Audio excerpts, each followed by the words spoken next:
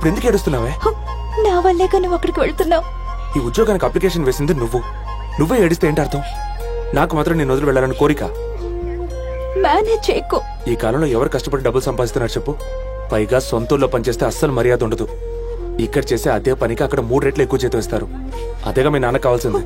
అదే మా నాన్న చెప్పింది మనసులో పెట్టుకోనే కదా ఇలా మాట్లాడుతున్నావు. అబ్బా అదేం కాదే. మీ నాన్న చెప్పిన దాంట్లోనూ న్యాయం ఉంది. కేవలం 8 వేలు సంపాదించే వాడికి ఎవరు పిల్లనిస్తారు? ఇలా చూడు, నన్ను చూడు. నేనేమి నీ వల్ల అక్కడికి వెళ్ళడం లేదు. ఏదో ఒక రోజు నువ్వు చెప్పకపోయినా నేను వెళ్లేవాడిని. మా అన్న కోసం. కళ్ళు తుడుచుకో, చెప్తున్నానుగా. ఈ ఉద్యోగం దొరకపోయినా పర్లేదు, ఒక మంచి ఉద్యోగంతోనే మళ్ళీ వస్తాను. అర్థమైందా?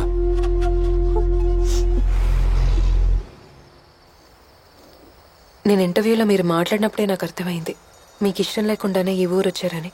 తనకు తెలిస్తే తను బాధపడుతుందని నేనేం చెప్పలేదు, మీరు ఏం చెప్పలేదుగా. నేను ముందే చెప్పుంటాను, కానీ తనే నీకేం తెలియనట్టుండు, లేదంటే తనే చెప్పే మిమ్మల్ని ఇంటర్వ్యూలో సెలెక్ట్ చేశానని మీరు అనుకుంటారని చెప్పింది. బట్ ఆనెస్ట్లీ మీ సర్టిఫికేట్స్ లేకుండా మిమ్మల్ని ఉద్యోగంలో చేర్చుకోవడం తప్ప నేను మీకు పెద్దగా హెల్ప్ ఏమీ చేయలేదు. సరే నేను బయలుదేరుతానండి. ఏదేమైనా ముందు తనతో ఫోన్ చేసి మాట్లాడండి, అన్నీ అవే సర్దుకుంటాయి. Okay, thanks. ఒక్క నిమిషం. ఉదయం ఒకరిని పోలీసులు తీసుకెళ్లారు కదా, సారీ, దానికి నేనే కారణం. ఆయన అంటే మీరు ఏడవడం నేను చూశాను. లేదు పర్లేదండి, ఐల్ సీ యూ. ఓకే.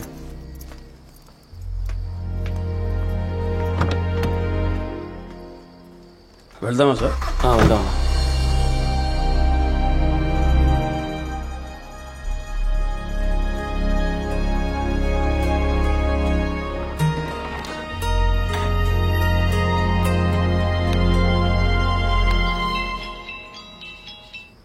చెప్పరా.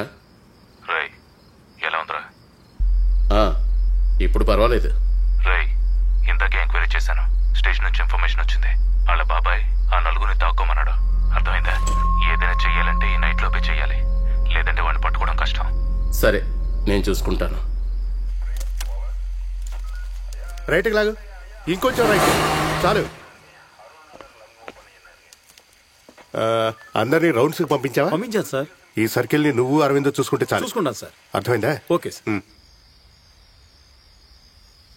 అందుకే నేను సారీ అడుగుదామని వచ్చాడు. ఎప్పుడు ఏదో ఒక గొడవ చేయటం, దానికి మీడియేటర్ మధ్యలో. వెళ్ళమని చెప్పు. ఏం జరిగిందో ఏంటో క్లియర్ గా తెలియకుండా మాట్లాడకే. ఎవడో ఒకడు నీ వెనకాల తిరుగుతూ ఉన్నాడు. నువ్వు లవ్ చేయకపోతే నీ మొహాన్ని యాసిడ్ కొడతానని వాడితోనే వెళ్ళి చెప్పాడు. వాడిని కొట్టకుండా ముద్దు పెట్టుకుంటారా ఏంటి? నిజం చెప్పాలంటే ఈ గొడవకి నువ్వేనే కారణం, కానీ నీ పేరు బయటకు రాకూడదని వాడు ఎవరితోనూ ఏమీ చెప్పలేదు.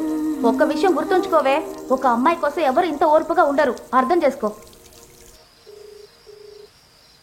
రే హౌలీ, టైంకి ఫోన్ ఎత్తవా? తన హాస్టల్ దగ్గర ఉన్నాను, తొందర బైక్ తీసుకుని రా. రే ఓపిక లేదు, ముందు రారా. నేను ఇంత చెప్పినా నువ్వు వెళ్ళి వాడిని కలవు కదా, మానే. ఇంకాసేపట్లో వాడు ఊరు వదిలి వెళ్ళిపోతాడు, అప్పుడు కూర్చుని ఏడు.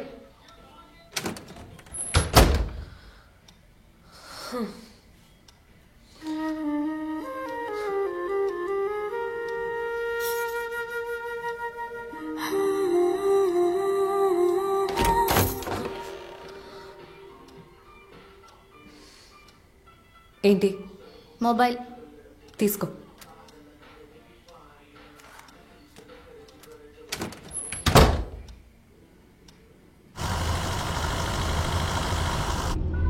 ఎక్కడున్నామో తెలియట్లేదు సార్. సార్ ఈ ఫోన్లోనే దారి చూపిస్తుంది అంటారు కదా సార్, అది మీ ఫోన్లో ఉందా సార్?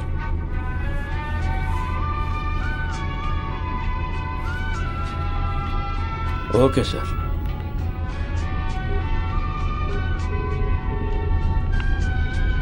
రే నేనేరా, రూమ్ కే వస్తున్నాను. మళ్ళీ చేస్తారా?